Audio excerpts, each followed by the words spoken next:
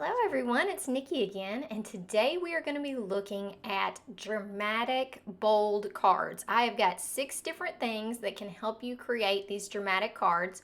We're going to be looking at the Pantone color of the year, which is Viva Magenta. And I was challenged to do this for an Instagram hop for Altenew. So we're going to be using Altenew products, and I just wanted to show you the process because I was so excited about this card, and I thought I do not have a single video about creating these bold cards, and bold cards are something that I really love. So my first tip is to start with a bold, exciting color that you're wanting to use. For me, like I said, that's going to be magenta. I am using a Craft Your Life project kit. One of my friends told me that April, shout out to April, that these are amazing. And I will say this to me seems like the easiest way to buy Altenew products and be able to use them in a combined way. Sometimes I just buy random things and I love having this kit. This is super fun. There's so many things you can do with it. I have the minis of magenta, fuchsia, and baby pink. I'm also going to use Lagoon and Emerald, and I'm going to be doing ink blending through a stencil. Let me show you how I came up with this as my color combo. All right, so I Googled magenta and just looked at different color combos that came up. This one was the one that I decided on, and I decided I would use that beautiful navy as the background. So I'm using the teals and the magentas in the actual stamping, and then I'm going to use the navy as our really dark background. Okay, this is a large stamp set, and so what I did is I went on and put the die down, and then I'm going to put the actual stamp in the die so that it fits perfectly, so that I know when I'm die cutting this, I'm going to get the right cut. So this is just a little trick. You put it inside the die and then you pick up the stamp part with your MISTI, pull it out and pull off that die. And then you know for sure that that stamp is going to cut appropriately. So for my technique today, we're going to use Copic markers not to color the image, but to outline the image. So I'm using a Copic friendly ink. This is the Lawn Fawn Jet Black, and I'm making sure I don't have too much fuzz or anything on this stamp, but I'm using this ink to make sure that I get something that's not going to bleed into Copic markers. We're going to use the stencil to actually color this in, but I just wanted you to know, use the appropriate ink to start out. Okay, now a reminder of the colors I'm going to use. I actually don't end up using Volcano Lake because there's only 2 layers in these flowers, so you don't really need more than a couple colors. So I stick with the large flower with fuchsia as the base and magenta as the other part. This is the first layer of the stencil, and it has some areas on it that you're going to need to cover up. So once I get it lined up, I'm going to put, it's going to look like a hot mess, but I'm going to put Post-it notes all over the areas that don't go with these flowers, because they only take up half the stencil, and the other half of this #1 stencil are your second layers of your flower. You could use anything to cover these areas up, a tape, just scrap paper tape down. I just like Post-it notes because I have a million of them, because I'm always writing a things to do list, and I like that they stick and they just are pretty convenient and easy for me to use in this way. Now, because I want this card to be very dramatic, I want my colors to be very dark. So I'm going to ink blend and get kind of the darkest that I can out of these. I do try to keep the centers of them a little bit lighter, and just, you know, try to make it where my ink blending is not exactly all the same color. The layered stencils help you with that though. And one thing I will say too, with stencils, sometimes I have trouble keeping, like I'll just barely go outside the lines, but the technique that we're going to do to create this bold card is going to cover that up. So if you're one of those people, then this technique is for you. Okay, and like I said, I'm not going to show all of the stenciling. This is with the fuchsia as the background of the large flower. Then I used the baby pink and the fuchsia for the little flowers. We used Lagoon on one set of leaves, Emerald on this next set of leaves. Then we went and did the middles of the flowers with Sunkissed, and I'll make sure to pop all this up for you. And last, we added those extra layers with magenta. So magenta is that darkest pink. Remember, I've picked navy as my background. It's the Altenew navy, and see how it fits in with our color scheme? So now I'm going to color the white outline of this. And I know you say, well, why in the world are you coloring it gray? Well, I'm using N5 to darken up the navy Copic marker that I have. So to get it as close to that color navy that Altenew has, this N5 plus a B39, I'll show you both those markers, really makes the color almost perfect. Notice what I'm doing. I'm going over everything on this that is white. So like I said, if I overdid the stencil a little bit and I'm just a little outside those black lines, I'm able to cover it up with this Copic marker. And so I'm going to outline everything in gray, and then we're going to go back with B39, and I think you're going to think this effect is amazing. It just really makes your flowers pop on that dark background to not have the white outline.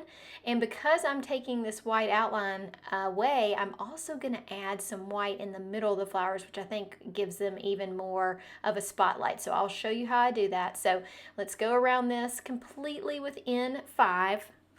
All right, so I finished up the gray. Now I'm going in with B39 and I'm coloring over the gray, and this is gonna give me as close of a match as I can get to that cardstock, which I think is perfect, but you know, nothing's ever perfect. So I'm just coloring over this same area. It's pretty quick now that I've got all of the white covered, because if you miss a little section with this blue, you're not gonna notice as much as if it was bright white. So pretty easy to kind of outline the whole thing. I usually even look at the sides of my flower, since this is cut out of white cardstock. If there's a little edge that's going to show up, I'll even touch that edge with the marker just to create, it almost makes it look like you have colored these flowers on navy paper somehow, or like that you've colored the whole background navy, which just really looks cool. Okay, look at how good that looks. I mean, I even think the navy background would look cool on a white background, but look at it on the navy. It just makes these flowers glow. It is so amazing. This stamp is very large, so I'm holding up a A2 size card right now, and you can tell that a little bit of that flower sticks out past it. So I'm trying to decide how I'm going to organize this flower and how I'm going to make it work. But once I do that, I decide that I'm going to trim off a little piece, but I love the pink one so much that I just trimmed off the little baby bud over to the left. So we're going to do that. We need to make the background look a little exciting. So that's where that embossing folder comes in. So I like to put all my pieces together and try to figure it out. I'm looking at these sentiments, which by the way, I love this font. Super fun. So I'm looking at how I can arrange this card, because I've got my piece already cut to A2 so that a sentiment fits in the middle and it looks symmetrical. So I'm going to adjust my card inside the embossing panel to be in the correct place. Okay, so I figured out how I need it to be. I'm going to run this through my die cutting machine and get a nice impression. And then here we go, we got the impression. Doesn't that look cool? And it's just so neat that it matches the stamp. I really like having this kit. So now I'm gonna trim off the flowers where they don't fit and get this panel ready. All right, so you'll see where I'm gonna cut. Now this is gonna leave some color around the edges to cut at the same amount, but we've used Copics to cover up color already, so it's really nice if you just leave yourself a little edge around what you're cutting. You can go back in with that gray and navy and cover up the color, which to me is just amazing. We could cut this into all kinds of shapes with it already being stenciled and still make some really cool cards with it, just by using our Copics to cover up that little area. The other thing that I think about this is if you don't have alcohol ink markers, really any dark colored marker would probably work. I could see using just a regular Sharpie on these edges if you did a black background, and I think that would work perfectly fine if you have limited supplies. Now I'm going to check this fits the way I want it to, and then I don't need to trim any other pieces off. And then I'm going to add some extra interest to this background. Now I could have done this before I sent it through the embossing thing, but I think I just realized how much this card to me is glowing. And so I was like, I'm just going to add some extra depth around the outside edges of this card. So I'm going to use some black soot, and I'm going to ink blend around the edges so that there's a spotlight effect in the middle. To me, using black soot is the easiest for most dark colors. You could try to, if you've got an ink that's a really dark navy, you could use it, but black soot works for most of your really dark options. If you've got a lighter color cardstock, you would have to be careful because it would definitely show up as black. But on something like navy, you can spread it out and just make it look like a nice shadow. Okay, now that we have our bold background, I'm going to add some white highlights to these flowers. Since there's not any white on the card, I feel like when you do this on a dark card, it's very noticeable and really just makes your card shine. So I'm going to start by adding dots to the centers of the flowers. I'm going to put dots and lines. Is there really any type of science to this? I don't know. I have a certain look that I like. I like making lines on the flowers, and I use jelly roll pens. I use a size 8 and a size 10. I do, if you were going to pick one, I prefer the size 10 the most. I feel like it makes a little thicker lines, and especially on something this bright, a lot of times you need those thick lines to see what you're doing. One thing that I have noticed when I'm making these white lines and these dots is I really like to put some type of white in the darkest section, and I don't know why that is. Maybe just because it shows up so well, but I really like highlighting and just bringing attention to that darker color, and it really just makes me happy. I love it. Okay, so far while we're doing these dots, because I love watching people do dots like this, so I'm going to keep letting it play, but I was going to talk to you and just kind of recap on what we've gone over so far and what we still have left in this video. So recap is finding some kind of amazing color that makes you happy, then looking on a color wheel or Googling online to get yourself some more inspiration with that color, trying to find yourself a dark, rich, colored background.